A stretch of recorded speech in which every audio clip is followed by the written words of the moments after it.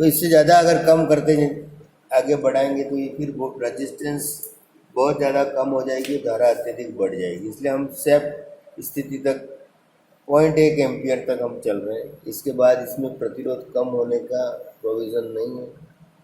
ये वाली स्थिति 0.15 तक।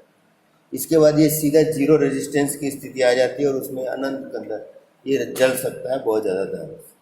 तो ये जैसे जैसे रियोस्टेट के अंदर हम 12 वोल्ट की वोल्टेज को फिक्स करके प्रतिरोध के मान को बढ़ाते हैं या घटाते हैं तो धारा में क्या परिवर्तन हुआ। ये प्रतिरोध की निम्न स्थिति है।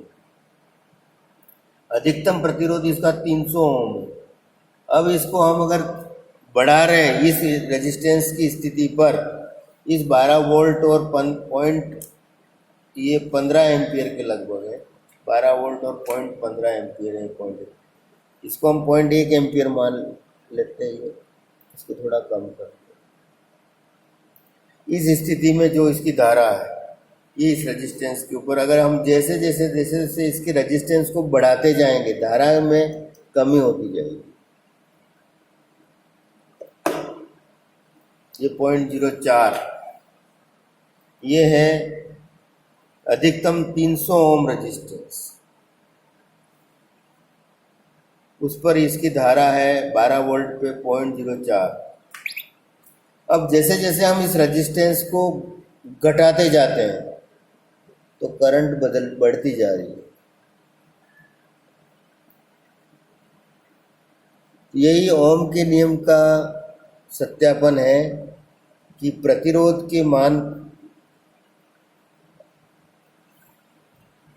धारा है वो प्रतिरोध के विलोमानुपाती होती है।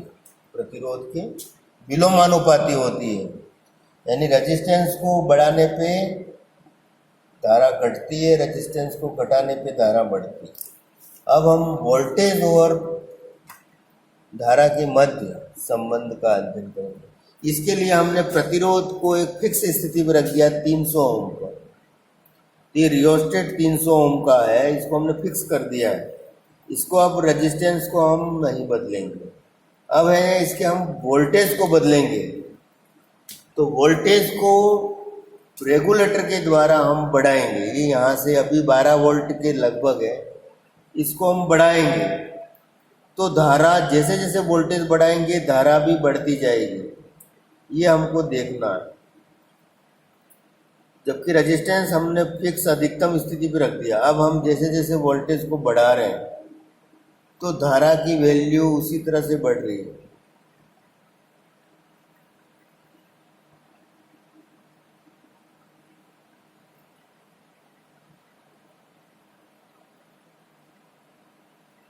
ये आप देख रहे हैं धारा और वोल्टेज दोनों साथ साथ बढ़ रहे हैं।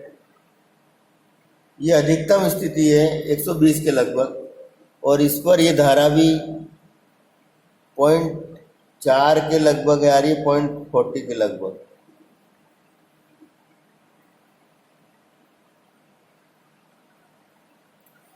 तो ओम के नियमानुसार किसी बंद डीसी परिपथ में या किसी बंद विद्युत परिपथ में जब भौतिक परिघटनाएं में कोई परिवर्तन न हो, यानी कोई प्रतिरोधक आपने लगाया है उससे तापमान वगैरह में परिवर्तन न हो, तो उसको में बहने वाली धारा, उस परिपथ में बहने वाली धारा वोल्टेज के समानुपाती होती है, यानी वोल्टेज के अनुसार बढ़ती और घटती है। जैसे ये वोल्टेज 120 है, अब हम इसको वोल्टेज को घटा रहे हैं, तो वोल्टेज को हम जैसे जैसे इसको घटा रहे हैं यहाँ से रेगुलेटर के द्वारा, तो धारा उसी अनुसार घटती जा रही है। ये धारा घट रही है, 0 पे 0 हो गया। और जैसे जैसे हम वोल्टेज को बढ़ा रहे हैं धारा का मान उसी, यहाँ पर हमने एक एनालॉग एमीटर भी लगा रखा है, जिससे ये दिख रहा है कि ये पॉइंटर पे आप देख रहे हो ये धारा बढ़ रही है, और वोल्टेज जो बदल रहा है वो हम यहाँ दिखा रहे हैं। यहाँ भी यहाँ धारा बदल रही है, वो दिख रही है। इसके साथ साथ हमने एक एनालॉग एमीटर भी लगा रखा है, इससे भी आप देख सकते हैं।